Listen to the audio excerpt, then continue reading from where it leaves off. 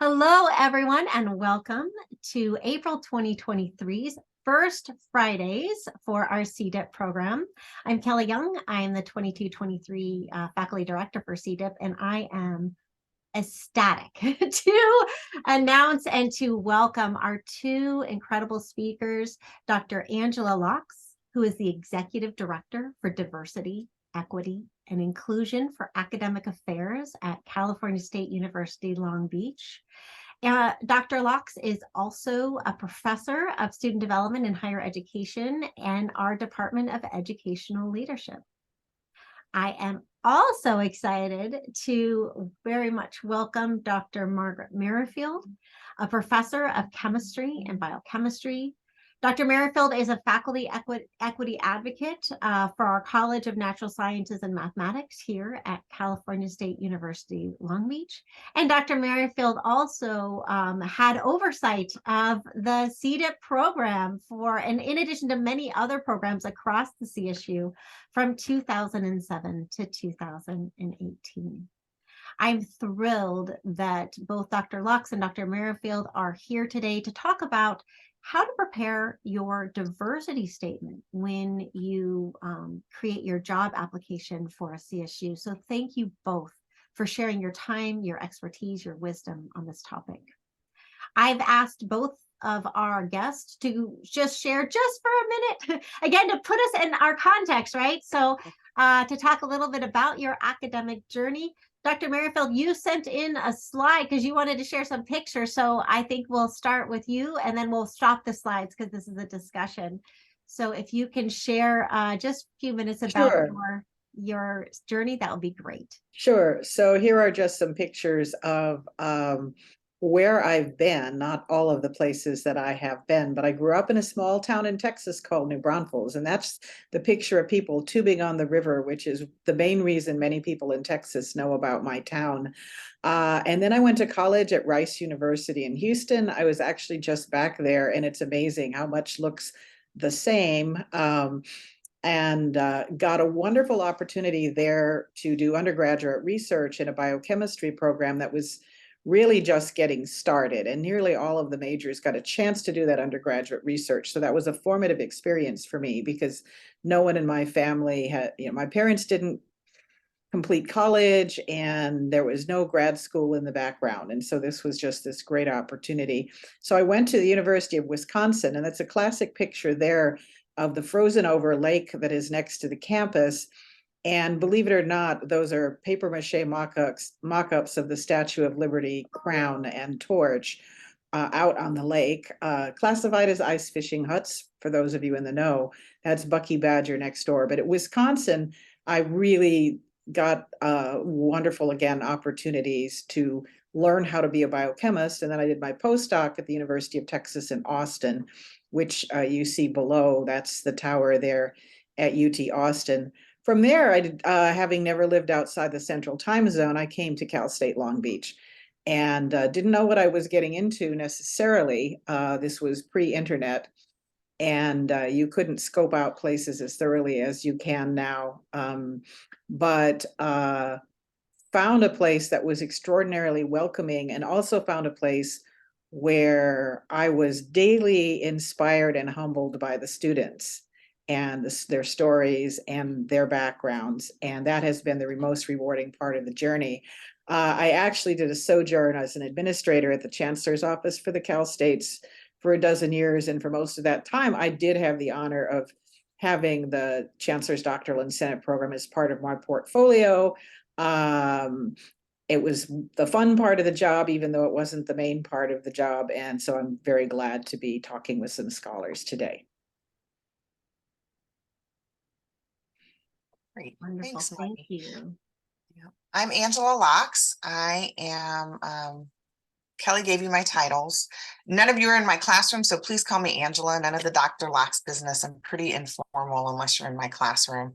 I actually grew up in the Bay Area, about 3-4 miles away from what was then Cal State Hayward. It's now called Cal State East Bay, but not in the Hayward Hills. I grew up in an unincorporated part of Hayward, in for most of my life, it was predominantly Black neighborhood, filled with very few professionals, but mostly civil servants that had come to California either post World War II or in the late 60s or early 70s.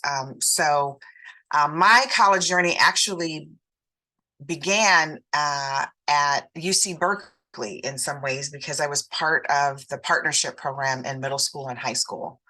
And that program shapes a lot of what I study as a higher ed scholar. It also shapes my own practice as a mentor, and it's also shaped my research agenda.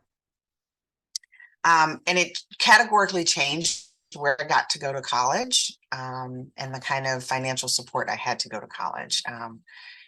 They offered everything from kind of a quasi dual enrollment program to SAT prep. For me, that SAT prep was the difference between where I got in and where I didn't get in some ways, because that SAT prep that the partnership program offered through Cal increased my SAT score by 250 points. So you can imagine that in the late 80s, early 90s, when we really, as higher ed institutions, weighted SAT, what a difference that was, right? So all of those early experiences and growing up in a progressive Black Baptist church in Oakland really have shaped how it is I approach my work. And I wound up going to the University of Michigan. I was in Ann Arbor for 17 years. I started college, I stopped out. When I stopped out, I actually started my career in higher education and then went back and finished up my bachelor's degree. And then immediately after that, went on to my doctoral program. And I've been at the Long Beach campus since 2008. I was on a one-way ticket, first thing smoking 2 days after I defended my dissertation. So sometimes that happens. You don't always have time to transition easily and quickly. And I think by Friday, I arrived on a Thursday night. By Friday morning, I was at some meeting at UCLA related to my research agenda and some professional development opportunity. I do different work now. I still a faculty line. That's one of the things that I appreciate about being a faculty member in the CSU is that there are multiple opportunities to craft your career in and outside of the classroom. And I think I'll stop there. And I will say I've had 2 CDIP fellows over the years, multiple Sally Casanova students. We have something on our campus called the Graduate Research Fellowship. I've had several of students of those over the past 15 years. And actually, this is a break for me, spending time with you today. I have an edited volume due next Friday to a publisher. And one of the co-editors is actually my first CDIP fellow. And my other CDIP fellow is a contributing author. So I'm super excited about that project. It's just given me the greatest source of joy. So I'm a big fan of CDIP. That's fantastic. Thank you. And thank you so much for doing this with that deadline breathing down your neck. I really appreciate it. Well, I want to start because I want to dive into our topic, which is, of course, crafting your diversity statement for your CSU job application so everyone can kind of get a head start on it, looking at that this summer before the job ads come out. Before we dive into some more details, can we stop and just step back and I'd love it if you both could comment on what components, what is this diversity statement and what components should it include for our applicants? I guess Do you want to start? Yeah. I'll start. Yeah. So I think the components can vary a little bit depending on where you're applying, and it's going to be important to figure out what the campuses that you're applying to are actually looking for. Often there are prompts, and definitely read those prompts. The one we use here at Long Beach asks everyone to talk about what steps they take with their teaching to reach diverse students, to use inclusive pedagogy to ensure an equitable classroom. And then it also gives you some opportunities to reflect on your personal experiences, to reflect on maybe any outreach that you might have done, any programs that you might have involved with, the level and extent to which you have sought out engagement with diversity writ fairly broadly. So I've read, since I've been doing this equity advocate stuff, I figure I've read more than 1,500 of these statements from around the country. You know, people take different approaches. You know, it's not intended to be an ideological test, and it is not intended to be, you know, something where, well, they did it, so we will give them credit. It is intended to help in evaluating the candidate's overall fitness to the job criteria that we've established. And the job criteria for CSU positions typically will include both teaching and scholarship, as you've seen for some of the discussions that you've had, and teaching and scholarship in a context where many of your students come from backgrounds where they may have been marginalized or they have minoritized identities. And so it's one way that we use to judge how well you will do in that setting. You want to add anything, Angela? Yeah, agreed. I think it's really important in the context of responding to diversity statements is to look at what they're asking you to write. As Margie said, they have prompts typically. So much in the way you are going to customize your cover letter, you have to customize your diversity statement to what you're being asked to do. Additionally, I think it's really important to be authentic, consistent, and transparent. You're assessing the institution, but the institution's also assessing, as Margie said, your goodness of fit. And always keep in mind that in general, when we're serving on search committees as faculty, campus community members, we're hiring a colleague that we want to have around the next 5, 10, 15, or 20 years. And given the increasing demands for us to be equity minded as faculty and demonstrate that we're serving our very racially, ethnically, linguistically diverse students in the CSU, we really are looking for people that are able to demonstrate their capacity to do that. Absolutely. I think that these are such key points to take away, especially that seems basic, but read the prompt. You know, I can't agree with that more. And tailor it. If you want the job, tailor your statement to what is being asked. Search committees notice when you have paid attention to the job description, and also notice when you use the same cover letter absolutely everywhere, and may make assumptions that aren't true about whether you're interested or not. That's very true. Any other thoughts on what, as a reviewer, because I know both of you have been on many hiring committees, what is a reviewer looking for when they are reading over those statements, the diversity statements? For me, I'm looking for authenticity. I need to see some consistency across your diversity statement, your CV, and your cover letter. And if you've been productive in the scholarly arena, consistency with that. So if you write a diversity statement, but your CV and your cover letter and your dissertation topic don't match what's in the diversity statement, it's going to be a red flag for me. So this is what's important when I say about being authentic and consistent. If you haven't, if your research agenda doesn't map on to equity concerns, whatever type of equity concerns that are in the prompts in the diversity statement, don't try and pretend that all of a sudden you become an equity expert. Maybe you talk about your community service, maybe you're engaged in some faith-based organization that you can leverage to talk about your ability to serve community, to create community in and outside of the classroom. But don't try and present yourself as someone who you're not, because the search committee, you will not pass the smell test with the search committee. And if you're somebody who hasn't considered these concerns before, I think it's also okay to say that in the diversity statement and say, this is not part of my research agenda. It hasn't been part of my graduate training, but this is why I'm attracted to the opportunity. I appreciate applying for a job at an institution that is looking for people who have this capacity. While it has not been part of my wheelhouse to date, right, in whatever language you want to use, here are the things that I think I could seek in professional development, in my professional associations, and my discipline, in on your campus. Show that you demonstrated that you've researched the campus and what they offer faculty in terms of equity mindedness and professional development.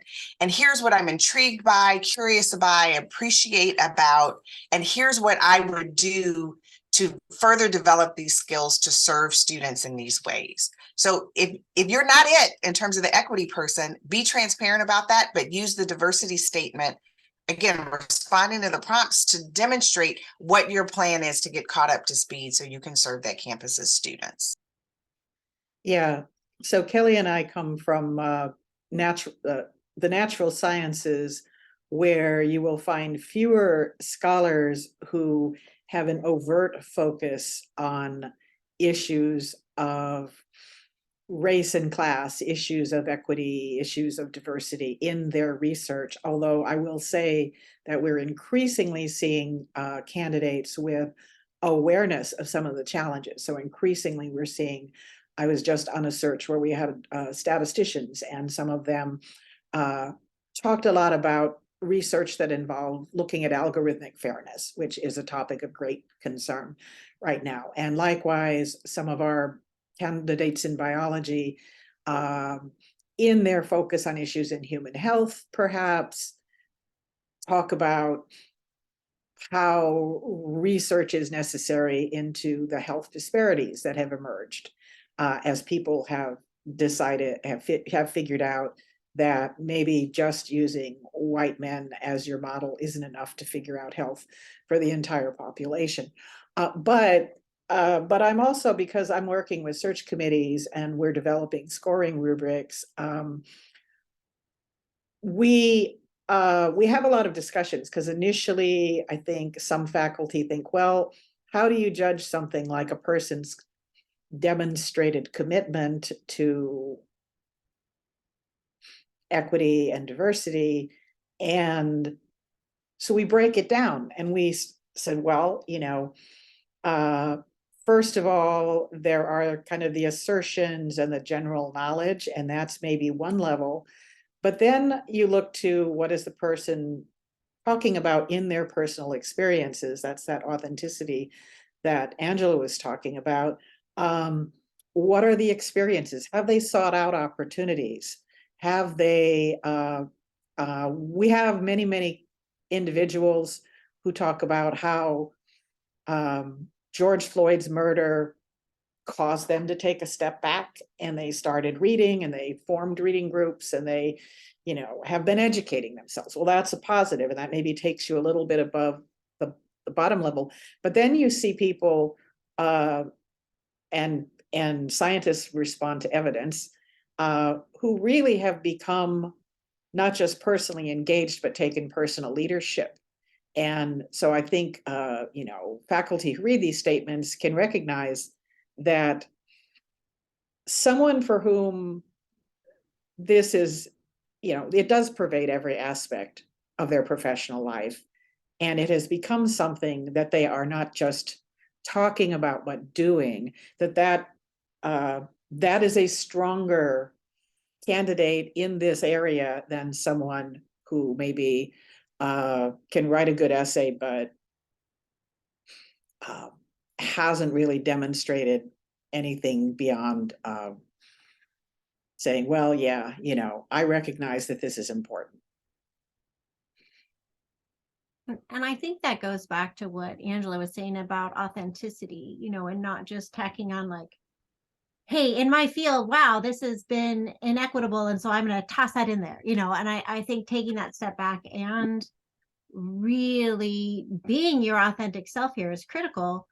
One thing that I know that has come up, and has come up in other First Fridays that we've talked about, is okay, and we talked a little bit about, if you don't have as much experience in this area, what if you have a whole lot, right? So how much of your personal experience should you share? In fact, some of the diversity statements are actually labeled And the prompt is talk about your challenges that you've overcome, talk about perseverance.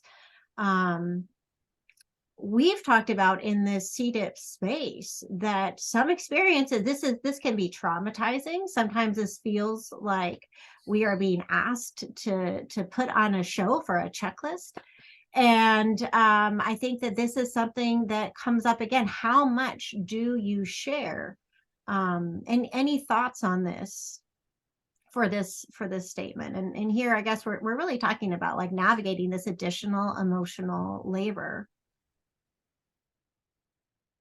Yeah, and I see there is also, I'm seeing a long comment from Sammy here as well about, how much detail do you provide?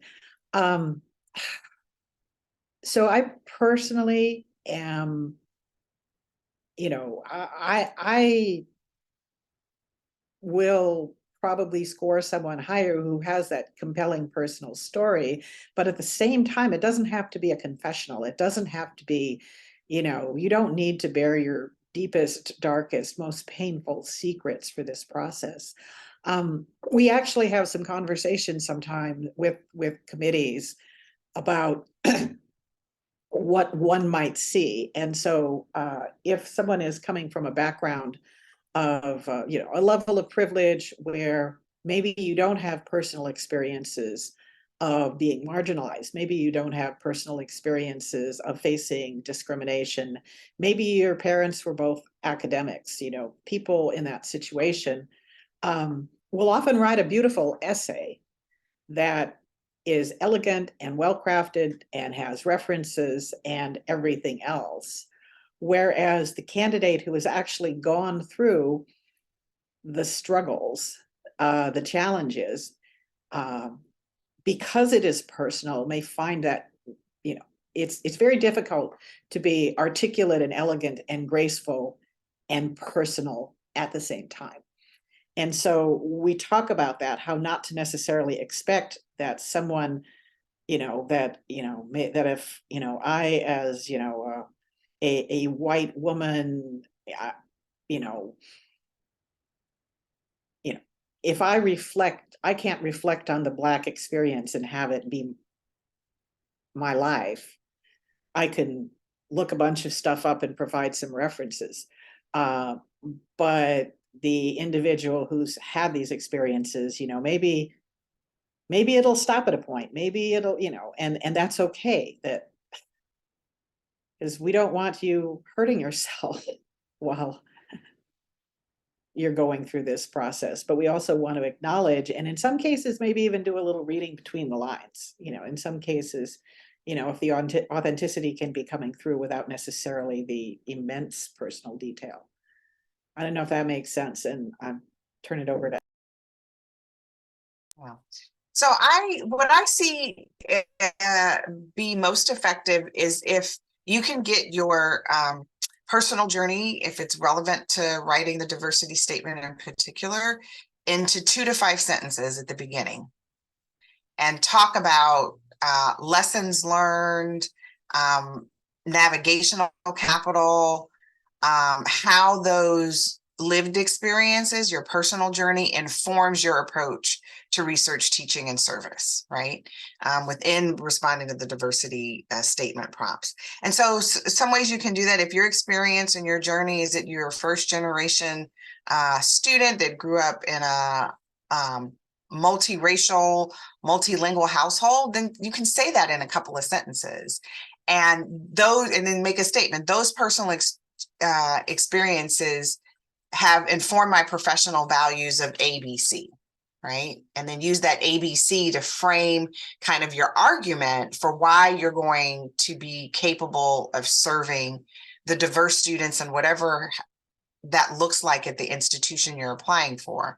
There are all kinds of personal experiences that I have. I had a parent with a serious mental health issue that remains untreated. That deeply shapes how it is I approach my work as a faculty member.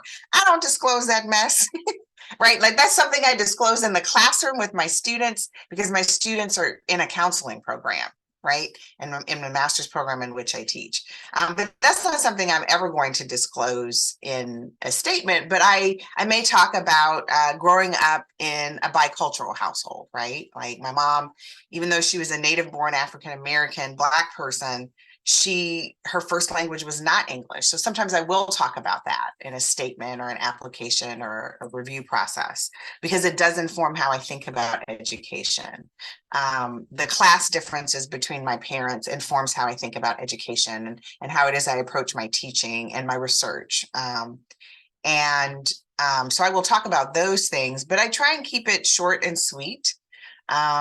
And if you're concerned about being re-traumatized about your less than stellar experiences or experiences where you've been targeted by educators in educational environments, because of your social identities or minoritized status, then that may be a strategy that you might find effective. But you're not obligated to tell everybody all your business. You leverage your business and your personal journey to get the job or to get the interview at that stage, right? Like and I would also encourage you to stay focused. Like the hard copy application materials that you submit when you're applying for a faculty job, the goal for those materials is to get the interview. And then once you get the interview, your goals shift, because then your ultimate goal is to get the job, but then your goal is to connect with the campus community when you have your Zoom interview or your on-campus interview in a way that demonstrates you're going to be a great person to have in the classroom with students, and you're going to be a great person that's going to be a next door neighbor in the office next to mine, right?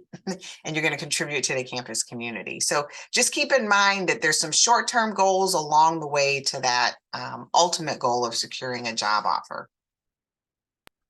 Yeah, that's a great way to think about it. I think the one thing to keep in mind to think about if you need to do this strategically is if there is something in your background that has put a big roadblock in terms of your scholarly productivity, what have you, then if you can find a way either through the diversity statement, the cover letter, what have you, to introduce, particularly when it's things that you had and in many cases it is things that you had absolutely no control over. So we've had a few candidates who have talked about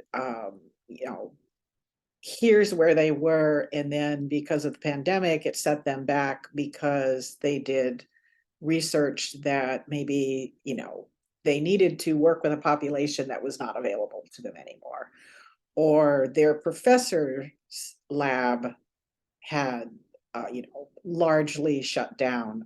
We had a candidate who was only applying to us because he essentially lost a position in another country because he couldn't get back to that country. And so those, but we've also had, occasionally I switched, we had a candidate who's basically, they switched their doctoral program to be close to a family member who needed medical care. And at the same time, there was plenty on the record to say this is a productive person, but because committee members might say, oh, well, why do they switch programs? What's wrong with them? Then figuring out a way to disclose something personal says, this was a rational choice and I don't regret it, and I'm still a damn good scientist, is kind of a way to get there sometimes. So, you have to be a little strategic if in fact there really is something like a gap in the record, something along those lines. Sometimes it's necessary to find a way to explain it. Sometimes the letter writers will explain it, but oftentimes we're kind of moving toward the letters only come in at the very end where it's too late to influence whether you get an interview or not. So. Yeah, I think that's great advice. And I'll add to that, if you have something extenuating like that in your journey, also use that, your personal experience, to connect again how it is you're going to let your own experience inform how you approach your work as a faculty member. How does that journey, and Sammy put a note in the chat about being first gen. Sammy, for you, how does being a first gen student inform how you show up in the classroom? How is it going to inform how you do advising? How is it, does it deepen your empathy? And if so, can you demonstrate that? Can you give some examples in the diversity statement about how it's impacted your ability to be a prospective faculty member? I love this. I'm hearing several key things. Just to summarize before we go on, first of all, with that authentic, I mean, this is coming up again and again. Be authentic, show yourself, and share your journey to the point of what you feel is comfortable. And Angela, you gave that great 2 to 5 sentences. Start off, share what you need to share, and even maybe folding in as needed any setbacks that you have. I do agree that when you see a big gap in the record and it's not addressed, red flags go up everywhere. Everybody says, well, what happened? What happened between these 4 years? Why is there nothing here? So addressing it, just addressing it head on, is so key. So starting with those 2 to 5 sentences, and then really, and I love this advice, taking that and saying how this will inform how you will operate as a faculty member in your teaching, in your mentoring of students, and in your service, like advising. I think that's fantastic. I know that a lot of these statements talk about how they'll ask things like, how will you as a candidate, as a new faculty member, expand or fulfill the university mission around issues such as diversity, equity, and inclusion? How detailed do those future plans need to be? Any advice on addressing that piece of the diversity statement topic? I mean, make it as detailed as so that you can adequately respond to the prompt, but also don't overreach or overpromise, right? You can think about it as an opportunity to reflect on what do you imagine you might be able to get done in your first year or two as a faculty member, and be realistic. Maybe not list out goals that you might achieve 10 years into your faculty career. Keep it realistic and grounded in what's possible maybe the first 2 years, and then that's where your mentors come into play. If you don't have mentors like that, then that's where you reach out to Kelly and other folks associated with CDIP. I don't like to presume that everyone's mentors in their doctoral programs are meeting your individual kind of needs, right, or have the capacity to offer that kind of insight. But I think it's just about again, always respond to the prompt, but also take the time to go and look, right? Look at what the actual mission is. If the department or the program you're applying to has a mission statement, take a look at it. Use some key phrases and words. And again, that's where you can use phrases in your diversity statement, like, I'm intrigued by X in the department statement about equity. I am excited by, I'm aligned, my previous work experience is aligned with the university's goal to do ABC. I'm curious about, this is something that's unfamiliar to me, new to me, but I'm very curious about, for example, at Cal State Long Beach, we have systemic racism listed in our accreditation report. So I'm curious that your accreditor has listed that you have to address systemic racism. I can contribute, or I imagine contributing to this program or department's effort in these 3 key ways, right? In the classroom, through my research, if that's applicable, or through service opportunities. So be specific and kind of loop in the language of the mission, values, goal statements specific to the job you're applying for into your diversity statement. Because again, as Margie indicated earlier, it'll demonstrate that you. Angela, you just muted. Yeah, I meant to. Sorry, I'm done. I wanted to pass it back to you. Okay. Yeah, I think that's perfectly good advice. I would say I pay more attention to what candidates have already done than what they say they're going to do when I'm reading these, when I'm trying to form my opinions. what we do see that I think tends to be received very positively is when candidates connect an experience they've had and say, so this was something that mattered to me, I was foster youth and I was involved in grad school with Guardian Scholars, and I see that you have that program, so I would really like to be involved with that here. Again, making connections that connect back to them in some way. I benefited enormously from, I was a Sally Casanova scholar, and what an experience that was. And here are some things I learned, and here is how I would encourage similar students. And again, that's going to show on your resume too. So yeah, so you don't need to be super elaborate, super lengthy.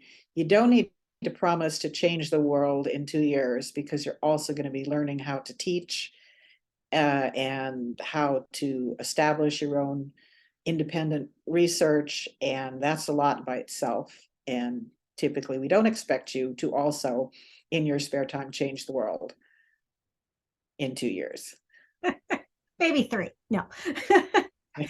I agree. I think that those are both excellent. That's excellent advice from both of you as everybody is starting to write these statements. Now, the other thing to remember, everybody here is a CDIP fellow, so please include that. Do not skip that as you apply to the CSU, because that it's critical. It shows a tie to the CSUs, to our mission. But as much as I don't want to think about it, you all certainly can be applying and should be applying everywhere, to non-CSU positions as well. And not everybody is going to be asking for a diversity statement. In fact, as you've been following the news, there's a lot of controversy about this. I don't want to, ignore that. Any tips or any thoughts on, as our applicants are applying to positions that don't require, say, a diversity statement, on folding in, because this is important. It's certainly important to the CSU mission, and I know it's important to so many of our CDIP fellows. How do we fold those experiences into a research or a teaching statement if a university does not explicitly ask for a diversity statement?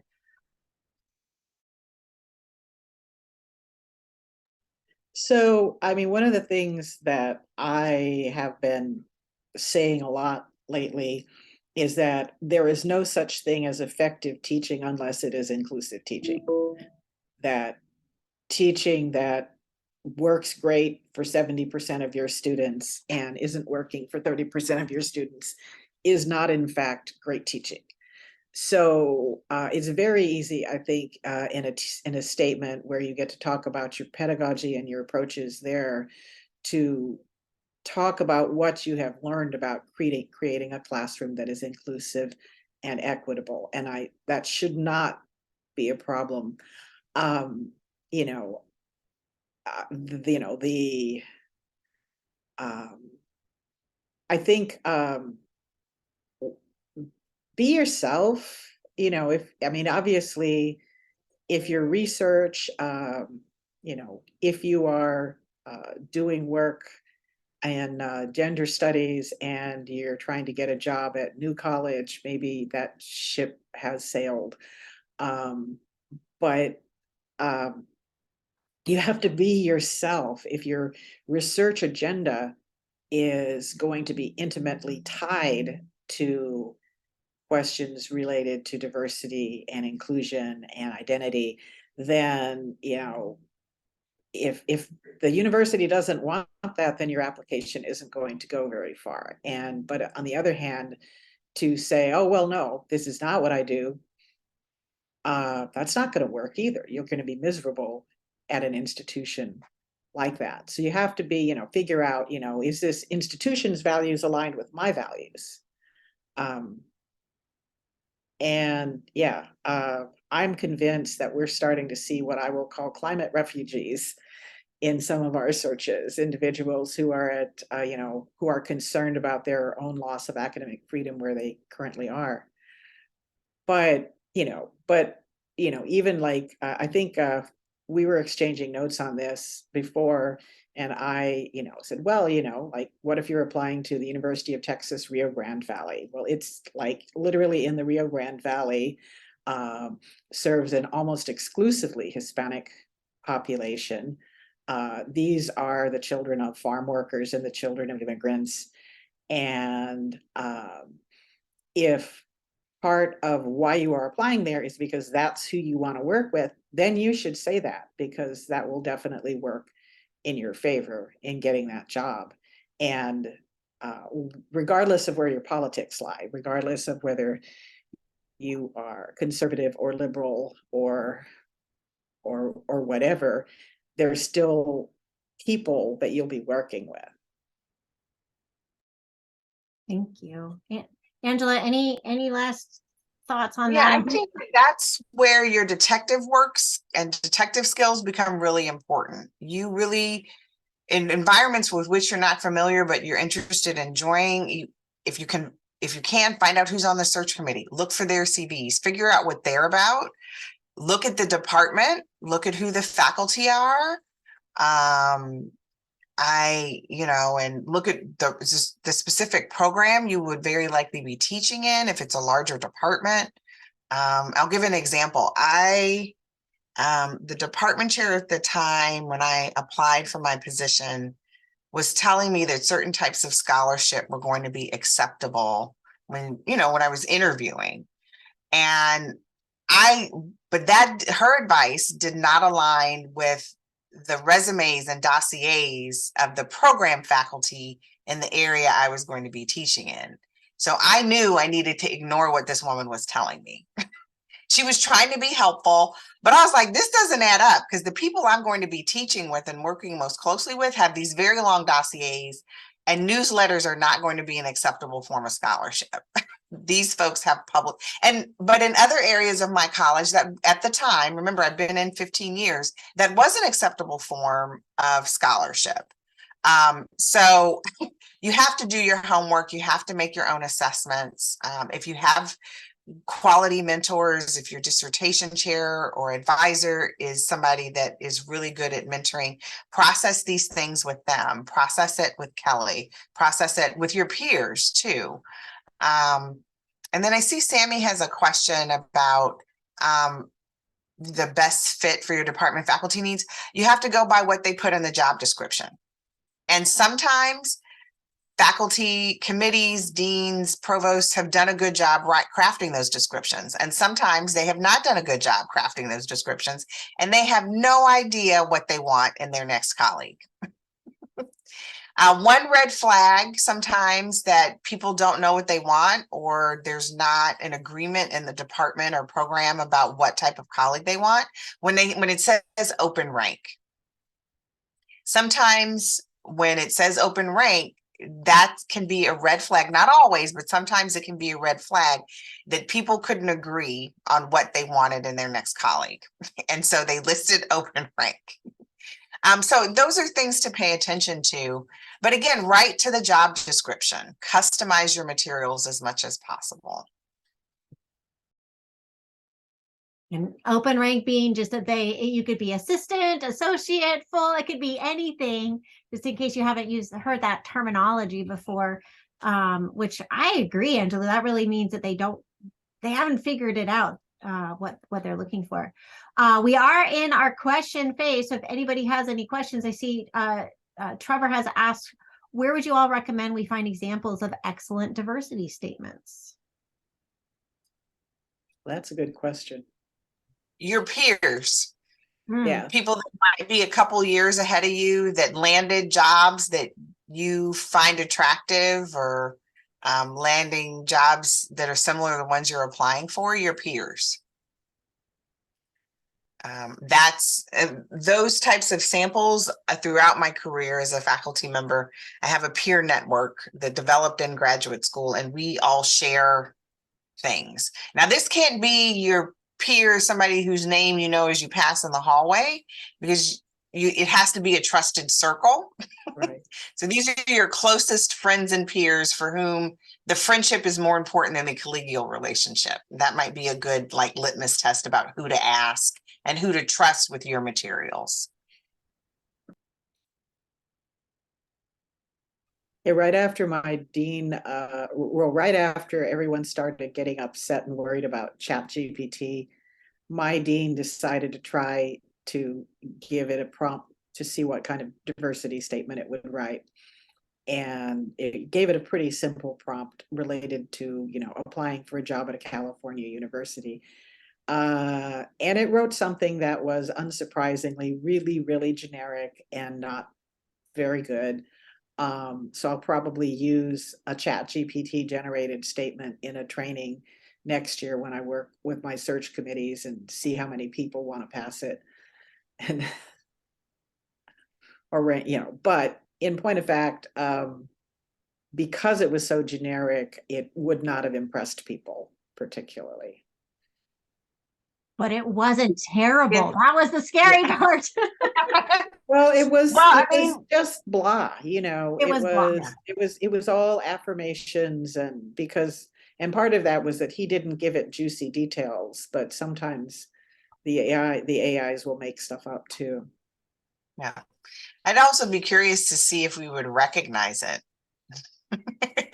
Like, would we recognize that it, like could some in training? So this is something we can talk about later, Margie, Yeah. and FEA things, but I'd be curious, like would some of our colleagues recognize the one written by an actual candidate versus ChatGPT? Yeah. Any other pitfalls that either of you have seen when it comes to applying or writing those diversity statements? Or I guess anything, as we're finishing up this session, anything in your job application for a CSU?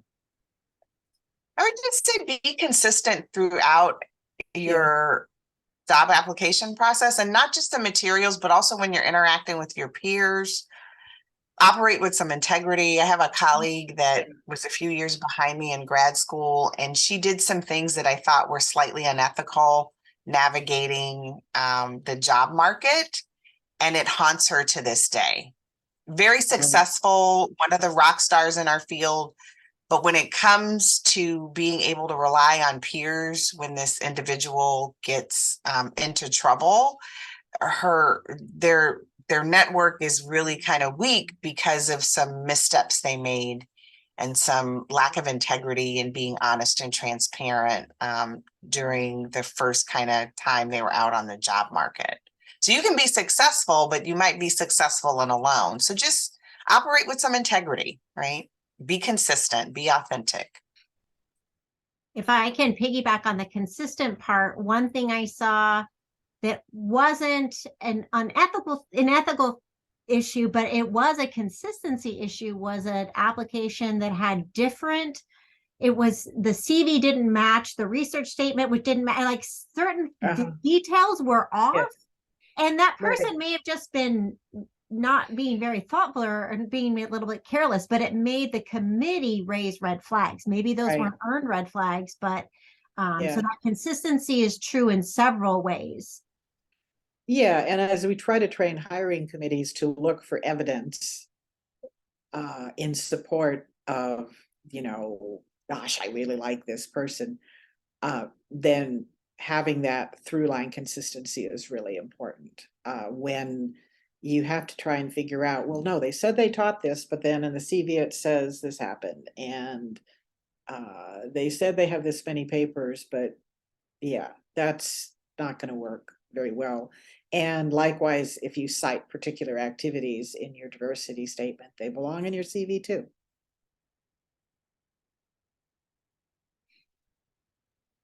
Oh, I like that. So wait, there's another tip. So adding some of this information to your CV, how would either of you add this to your CV? Work done for diversity, equity, and inclusion. Where might that go, or how might you frame that in our last few minutes here? Well, wherever it fits in your CV. So it might be in service. It might be some of your research. It might be some of the classes you've taught. It might be some of your professional associations, wherever it fits. No. Yeah, if you're informally mentoring your fellow grad students, you probably can't easily fit that in. But if you created a graduate student organization if it's a little more formal than that, if it was a program, then you can fit it in, or if it's a committee, or if it's an organized activity of some sort, then you can usually list it. And I think a lot of faculty on search committees like to see some evidence of service of one sort or another. And I'd like to point out that since most job ads come out summer or very early fall, there's time to formalize what you're doing. So if you've been doing something, but it's in an informal way, maybe this is the summer to make it a little bit more formal, give it a name, so that you can, as long as authentic and real, you're not creating something, that you can add that. So I see, Esmeralda, thank you. You've added a wonderful resource as you've started drafting your diversity statement. Did you want to comment on it, or just sharing it? Just sharing it, but it was super helpful when I was writing my first draft. So I just thought I'd share it to others as well. That's fantastic. Thank you so much. Yes. Great. All right. Any last questions, comments? Thoughts on your job application?